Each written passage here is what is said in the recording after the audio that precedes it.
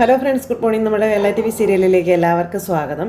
അനിതയെ അങ്ങനെ നമ്മുടെ ആദർശിൻ്റെ അനുഗ്രഹമൊക്കെ മേടിക്കാൻ വന്നിരിക്കുക കേട്ടോ. അപ്പോൾ എന്താവശ്യം ഉണ്ടെങ്കിലും നീ ഞങ്ങളോട് പറയണമെന്ന് അജയൻ ഇങ്ങനെ അവിടെ നിന്ന് ഇവരോട് പറയുന്നു, അനിയോട്. അപ്പോൾ അതേ ഇപ്പം അച്ഛനും ഇളയച്ചനും അനിയെ സഹായിക്കുകയാണ് വേണ്ടത്. അവന് വേണ്ടുന്ന കാര്യങ്ങളൊക്കെ ചെയ്തു കൊടുക്കുക വേണ്ടത്. പിന്നെ ഏത് നേരം അവൻ്റെ കൂടെ വേണം. കമ്പനിയെ തകർക്കുന്നത് ആരായാലും അവരെ കണ്ടെത്താൻ വേണ്ടിയിട്ടാണ് ഞങ്ങൾ വീട് വിട്ടു പോകുന്നത്. ഇവൻ മൂർത്തി ജ്വല്ലറിയുടെ MD സ്ഥാനം ഏറ്റെടുത്ത സ്ഥിതിക്ക് ഇനി നമുക്കൊരു പുരോഗതി ഉണ്ടാകണമെങ്കിൽ അവരെ കണ്ടെത്തി അവരുടെ മേലൊരു വിജയം ഉണ്ടാക്കിയേ പറ്റൂ. അത് എത്ര നാളുകൊണ്ട് സാധിക്കുന്നു എനിക്കറിയില്ല എന്ന് ആദർശ് പറയുമ്പം അവസാന നിമിഷം വരെ ഞാൻ പറഞ്ഞു നോക്കിയത് ആദർശേട്ടാ, എനിക്ക് ഈ മുൾക്കിരീടം തരരുതെന്ന്. പക്ഷേ മുത്തശ്ശൻ അതൊന്നും കേൾക്കാൻ കൂട്ടാക്കിയില്ലെന്ന് പറയുമ്പോൾ അനി, നീ എന്താണ് ഇങ്ങനെ പറയുകയും ചിന്തിക്കുകയൊക്കെ ചെയ്യുന്നത്? നീ നിൻ്റെ കഴിവ് മുഴുവനും പുറത്തെടുക്കുകയല്ലേ വേണ്ടത്. നിനക്ക് ചെയ്യാൻ പറ്റുന്ന കാര്യങ്ങളെല്ലാം ചെയ്യുകയല്ലേ വേണ്ടത്. എടാ, അച്ഛൻ പറഞ്ഞില്ലേ രാമായണത്തിലെ കഥ, അതുപോലെ അങ്ങ് പോയാൽ മതിയടാ എന്നും പറഞ്ഞുകൊണ്ട് അജയൻ ഇങ്ങനെ പറയുക. എന്നെങ്കിലും ഒരു ദിവസം ആദർശ് തിരിച്ചെത്തും. അന്ന് നീ ഇവൻ MD കസേര കൈമാറുമ്പോഴേ നമ്മുടെ പഴയ പ്രതാപത്തിൽ നീ തിരിച്ചു വന്നിരിക്കുകയും വേണമെന്ന കാര്യവും പറഞ്ഞു ആദർശനോട് അജയനെ. അപ്പോൾ ഇപ്പോഴും പ്രതാപത്തിനൊന്നും കോട്ടം തട്ടിയിട്ടില്ലല്ലോ ഇളയച്ച. പിന്നെ പഴയതിനേക്കാളും കുറച്ച് താഴെ പോയെന്നല്ലേ ഉള്ളൂ. എന്ന് വെച്ച് മൂർത്തി ജ്വല്ലറിയുടെ പേരും പെരുമയും ഇപ്പോഴും നഷ്ടപ്പെട്ടൊന്നും പോയിട്ടില്ലല്ലോ എന്ന് പറഞ്ഞു നയന. നമ്മളെന്നും തലപ്പത്തായിരുന്നു. അങ്ങനെയുള്ളവരെല്ലാം നേരിടുന്ന പ്രശ്നങ്ങളൊക്കെ തന്നെയാണിത്. അത് സ്വാഭാവികമാണ്. പിന്നെ രണ്ടാമതും മൂന്നാമതും ഒക്കെ ആയി പോകുമ്പോൾ അത് സഹിക്കാൻ പറ്റാത്തതായിട്ട് വരും, അത്രയേ ഉള്ളൂ. അതുകൊണ്ടാണ് എല്ലാവരും പറയുന്നത് ഒരുപാട് അങ്ങ് വളർന്നു കഴിഞ്ഞാൽ വീഴ്ചയുടെ ആഘാതം അങ്ങ് ഇരട്ടിയാകുമെന്ന്. ഇതുവരെ നമ്മുടെ മൂർത്തീസ് ജ്വല്ലറിക്ക് ഇതുപോലൊരു പതനം സംഭവിച്ചിട്ടില്ലല്ലോ. അതുകൊണ്ട് കമ്പനി പരാജയപ്പെടുമ്പോൾ അച്ഛൻ എങ്ങനെ പ്രതികരിക്കുമെന്ന് ഞങ്ങൾ ഇതുവരെ കണ്ടിട്ടും ഇല്ല എന്നും അജയനും പറഞ്ഞു. ഇപ്പോൾ എല്ലാവർക്കും മനസ്സിലായല്ലോ അച്ഛന് ബിസിനസ്സാണ് മസ്റ്റ് എന്നുള്ളത്. അതിനൊപ്പം നമ്മുടെ കുടുംബവും അച്ഛന് പ്രധാനപ്പെട്ടതാണ്. രണ്ടും ബാലൻസ് ചെയ്തില്ലെങ്കിൽ അച്ഛൻ്റെ ബാലൻസ് തെറ്റിപ്പോകുമെന്നും അജയൻ പറഞ്ഞു. എടാ, നീ പറഞ്ഞത് കേട്ടോ. മുത്തശ്ശൻ്റെ മനസ്സമാധാനത്തിന് വേണ്ടി നീ ഇന്നു മുതൽ നിൻ്റെ കടമകൾ ചെയ്തേ പറ്റുള്ളൂ. ഞങ്ങളെല്ലാവരും നിൻ്റെ കൂടെ തന്നെ ഉണ്ടെന്ന് ആദർശ് എന്ന അനിയോട് പറയാം. അപ്പോൾ ശരിയെന്ന് ഞാൻ പോയിട്ട് വരാമെന്നും പറഞ്ഞ് യാത്ര പറഞ്ഞ് അനി അവിടെ നിന്ന് അങ്ങ് പോയി. അപ്പോൾ ഞങ്ങൾ പോയിട്ട് വരാം എന്ന് പറഞ്ഞിട്ട് ജയനും അജയനും അങ്ങ് പോയി. അവരങ്ങ് പോയി കഴിഞ്ഞപ്പോൾ രാവിലെ പൂജാമുറിയിൽ വിളക്ക് കത്തിച്ചിട്ട് അവന് നല്ല ആത്മവിശ്വാസവും ധൈര്യവും കിട്ടണമെന്ന് നന്നായിട്ട് പ്രാർത്ഥിച്ചിരുന്നു എന്ന് നയന ആദർശനോട് പറയൂ കേട്ടോ. ഇത് അവൻ നേരിടുന്ന ഏറ്റവും വലിയ പരീക്ഷണം. ഇവിടെ അവൻ വിജയിച്ചു കഴിഞ്ഞാൽ എന്നെങ്കിലും ഞാൻ തിരിച്ചു ചെല്ലുമ്പോൾ എൻ്റെ ജോലിഭാരം പകുതിയാകുമെന്ന കാര്യം ആദർശ് പറയൂ കേട്ടോ. അവൻ ഇതുവരെ 5 or 6 ബ്രാഞ്ച് മാത്രം നോക്കി നടത്തിയ കൂട്ടത്തിലാണ്. ഇപ്പോൾ ഒരു കമ്പനി മുഴുവനുമാണ് അവൻ അണ്ടറിൽ വരാൻ പോകുന്നത്. അത് വലിയൊരു എക്സ്പീരിയൻസ് തന്നെയാണെന്ന് ആദർശ് പറയുന്നു. പിന്നെ ഇനി നമ്മൾ കൂടുതൽ ജാഗ്രത കാണിക്കണം. അവൻ കമ്പനിയിൽ പ്രവേശിച്ച ശേഷം കമ്പനി ഒരുപാട് വളർന്നു പോയി എന്ന് പ്രൂവ് ചെയ്യാൻ പറ്റണമെന്നും പറഞ്ഞു. പക്ഷേ വിഷുവിന് മുന്നൊന്നും നടക്കില്ലല്ലോ എന്ന് നയന പറഞ്ഞപ്പം വിഷു പോയിക്കോട്ടെ, അതിന് പിന്നാലെ ഒരുപാട് ആഘോഷങ്ങളൊക്കെ വരുന്നില്ലേ, അവിടെയൊക്കെ നമ്മൾ നമ്പർ 1 പൊസിഷനിലേക്ക് തന്നെ തിരിച്ചു വരണമെന്നും പറഞ്ഞ് ആദർശ് നയനയോട് പറയും. അങ്ങനെ അവർ രണ്ടുപേരും ഇതിനെപ്പറ്റി സംസാരിക്കുന്നു. പിന്നെ അവർ അവിടെ ജ്വല്ലറിയിൽ ചെന്ന് അനി ഇങ്ങനെ കസേര കണ്ടപ്പോൾ എനിക്ക് പിന്നെയും പിന്നോട്ടൊരു പിൻവാങ്ങൽ, എനിക്കിതിലിരിക്കാൻ കഴിയുന്നില്ല വലിച്ച എന്നും പറഞ്ഞുകൊണ്ട് ജയനോട് അനി ഇങ്ങനെ പറയുന്നു. അത് ഞങ്ങൾക്ക് മനസ്സിലാക്കും. സ്വന്തം ലാഭവും സ്വന്തം നേട്ടവും മാത്രം കാണുന്ന കൂട്ടത്തിലുള്ളവരല്ല നീ, എനിക്കതറിയാം. അഭി പിന്നെ ആനന്ദപുരിയിൽ ബ്ലഡാണെന്നൊന്നും പറയാൻ പറ്റത്തില്ലല്ലോ. പക്ഷേ ആദർശിൻ്റെ അഭാവത്തിൽ നീ ഈ കസേരയിൽ ഇരിക്കുന്നതിൽ ഞങ്ങൾക്കൊക്കെ ഒരുപാട് സന്തോഷമാണ് മോനെ എന്നും പറഞ്ഞുകൊണ്ട് ജയൻ ഇങ്ങനെ പറഞ്ഞു. അങ്ങനെ തന്നെയാണ് അത് വേണ്ടതും, അങ്ങനെ തന്നെ ചെയ്യണം. ആദർശൻ ഇപ്പോഴും ഒരു യാത്രയിലാണെന്ന് പറഞ്ഞു. ആ യാത്രയുടെ അവസാനം കണ്ടെത്തേണ്ടതൊക്കെ കണ്ടെത്തി കഴിഞ്ഞാൽ തിരികെ വരും എന്നും പറഞ്ഞു. ആ സമയത്ത് പിന്നെ എന്നെ ആരും നിർബന്ധിക്കരുത് ഈ കസേരയിൽ ഇരിക്കാനായിട്ടെന്ന് അനി പറയുമ്പോൾ അതെന്താന്ന് വെച്ചാൽ നീ ആയിക്കോട്ടെ, നീ ഇപ്പം ഇവിടെ ഇരിക്കുക നമ്മളോട് നിർബന്ധിച്ച് അവർ അനിയെ കൊണ്ടുവന്ന് അതിലിരുത്തി. അപ്പോൾ നിപ്പം ഈ കാണിക്കുന്ന സങ്കടവും വിഷമവും അതുതന്നെയാണ് നിൻ്റെ ഏട്ടനോടുള്ള നിൻ്റെ സ്നേഹം. ഇന്നത്തെ കാലത്ത് അതൊക്കെ നഷ്ടപ്പെട്ടു പോയിക്കൊണ്ടിരിക്കുകയാണെന്ന് ജയൻ പറയുമ്പം ഞാൻ എൻ്റെ ഏട്ടനെ സ്നേഹിക്കുന്നുണ്ടെങ്കിൽ അതെൻ്റെ ഏട്ടനേക്കാളും കൂടുതൽ എന്നെ സ്നേഹിച്ചത് കൊണ്ടാണെന്ന് അനി അന്നേരം പറഞ്ഞു കേട്ടോ. ഏട്ടന് വേദനിച്ചാലും എനിക്ക് സുഖവും സന്തോഷവും കിട്ടണമെന്ന് ആഗ്രഹിച്ചിട്ടുള്ളൊരു ആളാണ് എൻ്റെ ഏട്ടൻ എന്നൊക്കെ അനി ഇങ്ങനെ ആദർശിനെ പറ്റി ഇവരോട് പറഞ്ഞു. അതെനിക്ക് നന്നായിട്ട് അറിയാവുന്നത് കൊണ്ട് എനിക്കൊരിക്കലും ഏട്ടൻ അർഹതപ്പെട്ടതൊന്നും ആഗ്രഹിക്കാൻ പറ്റില്ല എന്നൊക്കെ അനി പറയുക. അപ്പോൾ അത് കേട്ടപ്പം എടാ, നീ നിന്നെ ഏൽപ്പിച്ച കാര്യങ്ങൾ നന്നായിട്ട് തന്നെ ചെയ്യുക. നിൻ്റെ മുത്തശ്ശൻ്റെയും ഏട്ടൻ്റെയും പേര് കളയാതിരിക്കാൻ മാക്സിമം നോക്കുക, മനസ്സിലായോ നീ? അപ്പോൾ അതൊക്കെ ഇവൻ നന്നായിട്ട് തന്നെ നോക്കുക അജയ, നീ ടെൻഷൻ ആവണ്ടെന്ന് പറഞ്ഞു ജയൻ. ഇപ്പം തന്നെ കമ്പനിയുടെ പകുതി ഭാരം ഇവനെ ഏൽപ്പിച്ചു കഴിഞ്ഞപ്പോൾ ഇവൻ അതൊക്കെ നന്നായി തന്നെ ചെയ്തതല്ലേ എന്ന് ജയൻ ചോദിച്ചു. പിന്നെ എന്നാൽ പിന്നെ MD സാറേ, മുത്തശ്ശനെ നിൻ്റെ ഏട്ടനും പറഞ്ഞതുപോലെ എല്ലാം ചെയ്യാൻ നോക്കുക കേട്ടോ. എന്ത് സഹായത്തിനും ഞങ്ങൾ കൂടെ തന്നെ ഉണ്ട് കേട്ടോ. വാ നമുക്ക് പോകാൻ ചെയ്യാമെന്ന് പറഞ്ഞ് അവരങ്ങ് പോയി. അനിയാണ് സങ്കടപ്പെട്ട് അവിടെ ഇരിക്കുന്ന സമയത്ത് തന്നെ അനിയുടെ ഫോണിലേക്ക് അമ്മയുടെ കോൾ വന്നു, അതും വീഡിയോ കോള്. ഹലോ, എന്താ അമ്മയെന്ന് ചോദിച്ചു. നീ ആ കസേരയിൽ ഇരിക്കുന്നത് കാണാൻ വേണ്ടി വിളിച്ചതാണെന്ന് ജാനകി പറയുക കേട്ടോ. അത് കേട്ടപ്പം അമ്മയ്ക്ക് വേറെ പണിയൊന്നുമില്ലെന്ന് ചോദിച്ചു അനി. കസേരയിൽ ഇരിക്കുന്നത് കാണാൻ വിളിച്ചു പോലും എന്നും പറഞ്ഞുകൊണ്ട് അനി ദേഷ്യപ്പെട്ടു. ഈ കസേരയിൽ ഉറച്ചിരിക്കാൻ എനിക്ക് പറ്റുന്നില്ല. ആ നേരത്ത് കാഴ്ചകൾ കാണാൻ വേണ്ടിയിട്ട് ഓരോരുത്തർ വിളിച്ചുകൊണ്ടിരിക്കാം. എടാ ഞാൻ നിന്നെ ശരിക്കൊന്ന് കാണട്ടെടാന്ന് പറഞ്ഞപ്പോൾ ദാ ശരിക്കും കണ്ടോ, കാണണ്ടാന്ന് ആരെങ്കിലും പറഞ്ഞോ എന്ന് പറഞ്ഞിങ്ങനെ ഇരിക്കുമ്പോൾ ജലജ അതുവഴി വന്നു. അപ്പം ജലജ നോക്കുമ്പോൾ ഇത് കാണുക. നീ നോക്കിക്ക് ജലജേ, അവൻ MD കസേരയിൽ ഇരിക്കുന്ന നീ നോക്കിക്ക് ജലജ എന്ന് പറഞ്ഞ് കാട്ടി കൊടുക്കുമ്പോൾ എൻ്റെ ദൈവമേ എന്നൊക്കെ പറഞ്ഞുകൊണ്ട് ജലജ ഭയങ്കര കാട്ടായോ കോപ്രായോ ഒക്കെ എന്നും പറഞ്ഞുകൊണ്ടിരിക്കുക. എനിക്കത് തീരെ അങ്ങ് ഇഷ്ടപ്പെടുന്നില്ല. അപ്പോഴത്തേക്ക് അനി കട്ടും ചെയ്തു. അവൻ കട്ടാക്കി എന്ന് ജാനകി പറഞ്ഞപ്പോൾ കട്ടാക്കിക്കോട്ടെ, എന്നാലും അവൻ ആ കസേരയിൽ കയറി പറ്റില്ല ജാനകി എന്ന് ജലജ പറയാം. നീ ഭാഗ്യമുള്ളവളാ കേട്ടോ. ആദർശിനെ മറികടന്ന് ഒരിക്കലും എനിക്ക് ഇങ്ങനെ ഒരു സൗഭാഗ്യം വരുമെന്ന് ഞാൻ സ്വപ്നത്തിൽ പോലും കരുതിയതല്ല എന്നൊക്കെ പറയുമ്പോൾ പറഞ്ഞിരിക്കുക ജാനകി. ആരും അതിനെപ്പറ്റി ഒന്നും വിചാരിച്ചതല്ല എന്നൊക്കെ ജലജ കുത്തിത്തിരിപ്പുണ്ടാക്കുക. ഇനിയിപ്പോൾ ആദർശം മടങ്ങി വരരുതേ എന്ന് പ്രാർത്ഥിക്കുന്നീ എന്നൊക്കെ പറഞ്ഞു കൊടുത്തു. ആദർശും അവൻ്റെ മുത്തശ്ശനും തമ്മിലുള്ള പിണക്കവേ മാറരുതേ എന്ന് നീ പ്രാർത്ഥിക്കാൻ പറയുമ്പം അയ്യോ അങ്ങനെയൊക്കെ പ്രാർത്ഥിക്കാൻ പറ്റുമെന്ന് ജാനകി ചോദിക്കുമ്പം നീ കൂടുതലൊന്നും പറയാൻ നിൽക്കണ്ട. എല്ലാ അമ്മമാരും മക്കളുടെ കാര്യത്തിൽ ശരിക്കും സ്വാർത്ഥരൊക്കെ തന്നെയാണ്. ഇവിടെ ഒരാളുണ്ടല്ലോ നമ്മുടെ ഏട്ടത്തി, അനിയ അവർക്ക് വലിയ സ്നേഹമൊക്കെ തന്നെയാണ്. ഏട്ടൻ്റെ കസേരയിൽ അനിയൻ ഇരിക്കുന്നതിൽ അവർക്ക് വലിയ താല്പര്യമൊന്നുമില്ലാന്നും അങ്ങനെ തന്നെ എല്ലാവരും എന്നും പറഞ്ഞുകൊണ്ട് ജാനകിയോട് പറയാട്ടോ ജലജ. ഇവിടത്തെ ഇപ്പോൾ രാമായണത്തിലെ കഥകൾ അലയടിക്കുന്നുണ്ടല്ലോ. പിന്നെ അന്ന് ജീവിച്ചവരൊക്കെ ദൈവികത്വം ഉള്ളവരാണെന്നൊക്കെ പറഞ്ഞ് എന്നിട്ട് എന്താ ശരിക്കും സംഭവിച്ചത്? കൈകേയിക്ക് ഒരു വരം കിട്ടിയപ്പോൾ ദേവി അത് മുതലാക്കിയില്ലേന്ന് ചോദിച്ചു. പിന്നെ നോക്ക്, മൂത്ത മോൻ കാട്ടിലേക്ക് പോകുന്നത് ദശരഥ മഹാരാജാവിന് മരിക്കുന്നതിന് തുല്യമാണ് എന്ന് അറിഞ്ഞിട്ടും രാമനെ കാട്ടിലേക്ക് വിടാൻ പറഞ്ഞില്ലേ? അതങ്ങനെയാ എൻ്റെ ജാനകി. ലോകം ഉണ്ടായ കാലം മുതലേ നമ്മൾ അമ്മമാർ അങ്ങനെയൊക്കെ തന്നെയാണെന്ന് ജലജ ജാനകിയോട് പറയണു. മക്കളുടെ കാര്യം കഴിഞ്ഞേ ഉള്ളൂ എല്ലാ അമ്മമാർക്കും, ബാക്കിയുള്ള എല്ലാവരുടെയും കാര്യങ്ങൾ എന്നും പറഞ്ഞിട്ട് നിൽക്കുക ജാനകി.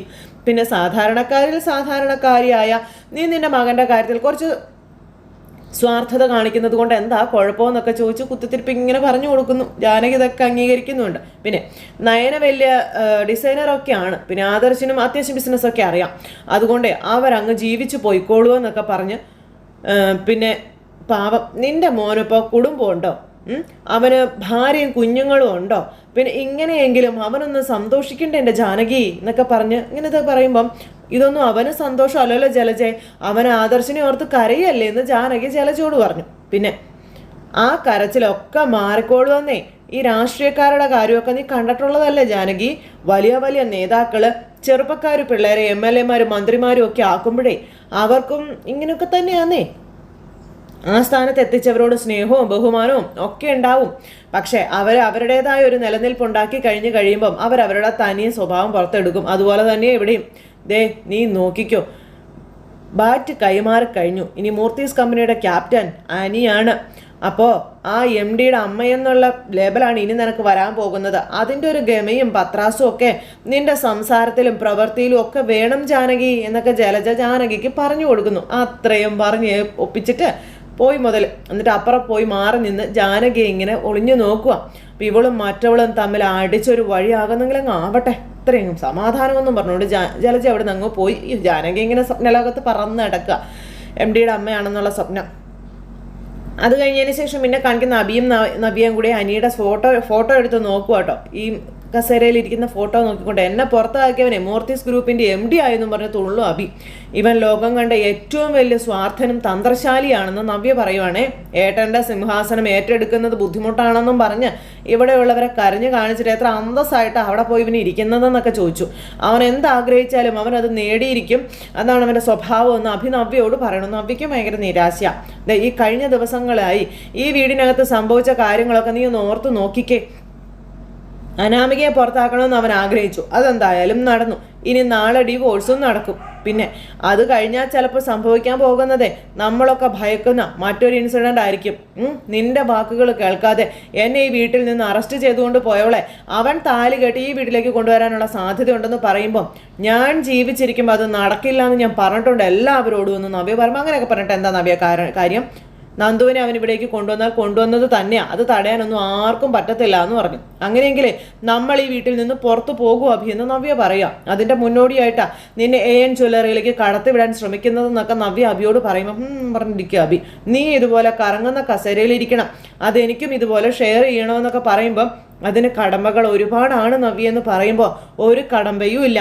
നീ എൻ്റെ കൂടെ ഒന്ന് നിന്ന് തന്നാൽ മാത്രം മതി, ആരാ നിന്നെ തടയാൻ പോകുന്നതെന്നൊക്കെ നവ്യ ചോദിക്കാം. ഏട്ടൻ പോയപ്പോൾ അനിയൻ തലപ്പത്തായി. അവിടെ നീ എന്ന് പറയുന്നൊരു കൊച്ചുമോൻ ഇവിടെ ഉണ്ടെന്ന കാര്യം പോലും നിന്റെ മുത്തശ്ശൻ ഓർത്തില്ലല്ലോ. ഓർത്തോ? അങ്ങനെ ആകെ ചെയ്ത നല്ല കാര്യം മൂത്ത കൊച്ചുമോനെ പുറത്താക്കിയെന്നുള്ളതാ. അല്ലാതെ എന്താ ചെയ്തത്? മുത്തശ്ശൻ എന്തുകൊണ്ടാണ് അനി MD ആക്കിയതെന്ന് എനിക്ക് എത്ര ആലോചിച്ചിട്ടും മനസ്സിലാകുന്നില്ല എന്ന് അഭി. ആദർശിൻ്റെ നിഴലാണ് അവൻ. അവനെ കൊണ്ട് ഒരിക്കലും കമ്പനി മുന്നോട്ട് കൊണ്ടുപോകാൻ പറ്റില്ല.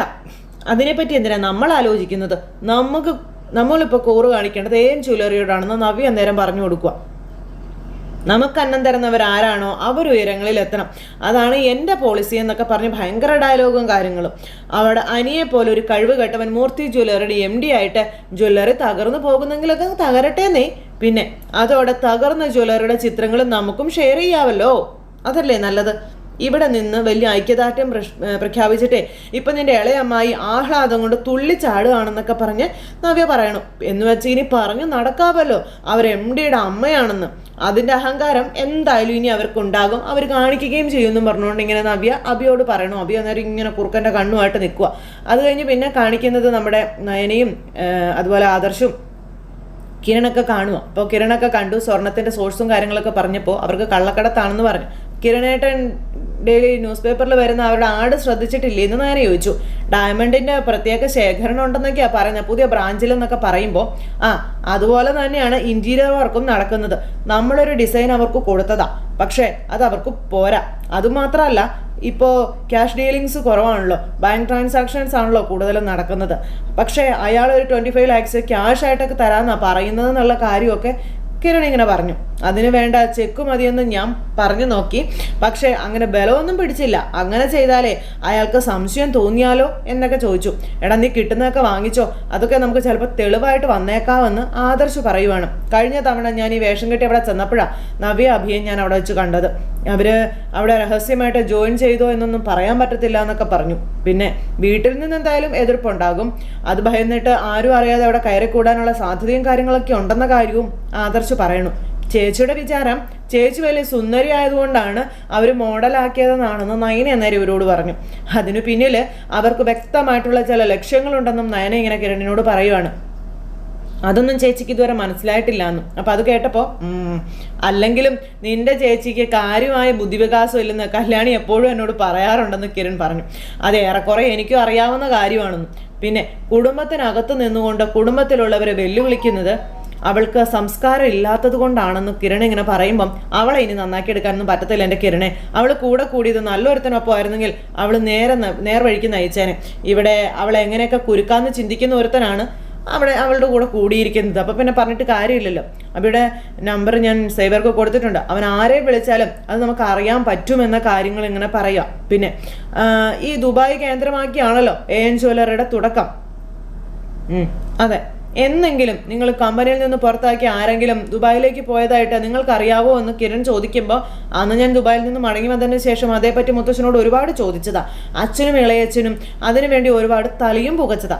പക്ഷേ അങ്ങനെ ആരും ഉള്ളതായിട്ട് അവർക്ക് ആർക്കും അറിയില്ല എന്ന കാര്യം ആദർശ് കിരണിനോട് പറഞ്ഞു. പിന്നെ ഇനിയിപ്പോൾ അങ്ങനെ ആരെങ്കിലും ഉണ്ടെങ്കിൽ തന്നെ മുത്തച്ഛൻ അവരെ പെട്ടെന്ന് കണ്ടുപിടിക്കേണ്ടതാണെന്ന കാര്യവും പറയും കേട്ടോ. പിന്നെ ഈ ഡേവിഡ് എന്ന് പറയുന്ന ആളെ പറ്റി എൻ്റെ വീട്ടിലോ കമ്പനിയിലോ ഒന്നും ആർക്കും അറിയാനും പാടില്ല. പിന്നെ വേറൊരു കാര്യമുണ്ട് കിരണേ, ഇപ്പോൾ ഒരു ഹോട്ടൽ തുടങ്ങിയിട്ട് ക്ലച്ച് പിടിച്ചില്ലെങ്കിൽ പ്രത്യേകിച്ച് വൈരാഗ്യമൊന്നും വേണ്ടല്ലോ. തൊട്ടടുത്ത് അവർക്ക് ഭീഷണിയായിട്ട് നിൽക്കുന്ന ഹോട്ടലുകാരെ തകർക്കാൻ എന്തെല്ലാം മാർഗങ്ങളുണ്ട് എന്ന് കിരൺ ഇവരോട് ചോദിക്കണം. അപ്പോൾ ആ പാറ പണിയുമെന്ന്, ഒരു ഗുണ്ടാക്രമണം അല്ലെങ്കിൽ ഫുഡ് പോയിസൺ, അത്രയും പോരെ ഒരു ബിസിനസ് തകർത്തെറിയാനായിട്ടെന്നൊക്കെ കിരൺ ചോദിക്കുക. അതുപോലെ മൂർത്തി ജ്വല്ലറിയെ ഒതുക്കിയാലേ അവർക്ക് വളരാൻ പറ്റുള്ളൂ എന്ന് അവർ ഇതിനോടകം തന്നെ മനസ്സിലാക്കി കാണുമെന്ന കാര്യമൊക്കെ ഇങ്ങനെ പറയുക കിരൺ ഇവരോട്. അപ്പോൾ നയനയും അത് ശരിയാണെന്ന് പറഞ്ഞു.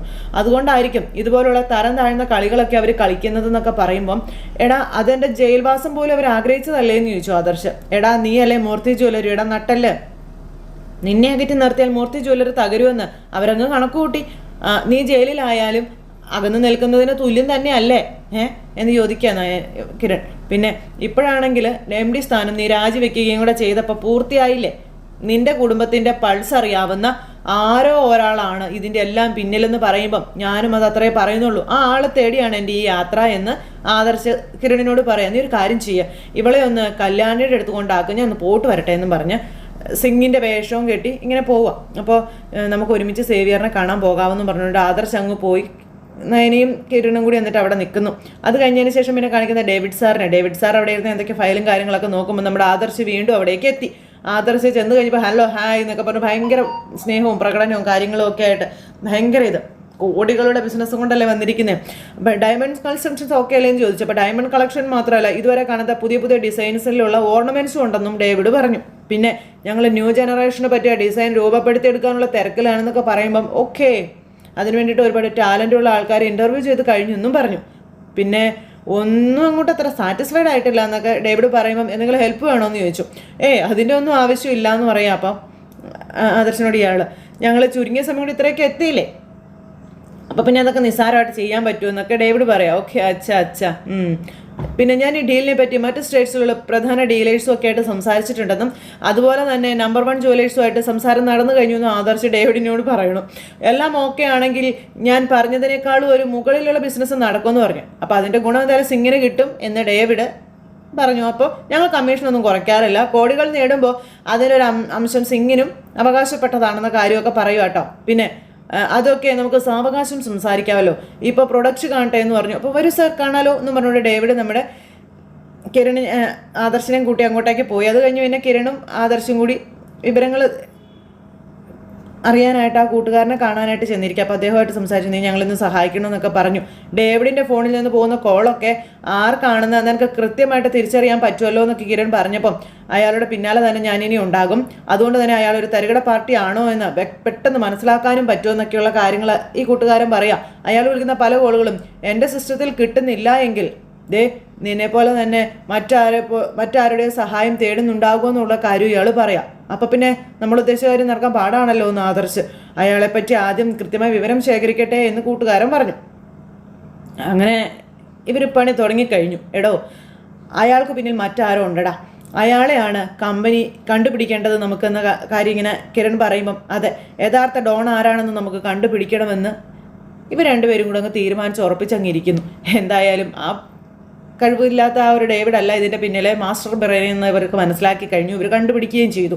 അപ്പം അങ്ങനെ ഒരു സിറ്റുവേഷനാണ് ഇനി വരാനുള്ളത്. അപ്പോൾ എല്ലാവരും കാത്തിരുന്ന് കാണണോട്ടോ. എല്ലാവർക്കും നല്ലൊരു ദിവസം ആശംസിക്കുകയാണ്. എല്ലാവരും തരുന്ന സപ്പോർട്ടിനും സ്നേഹത്തിനും ഒത്തിരി നന്ദി അറിയിക്കുന്നു. അടുത്ത സൂപ്പർ ഹിറ്റ് കഥയുമായി കാണുന്നത് വരെ എല്ലാവർക്കും tata, see you again, take care, bye by.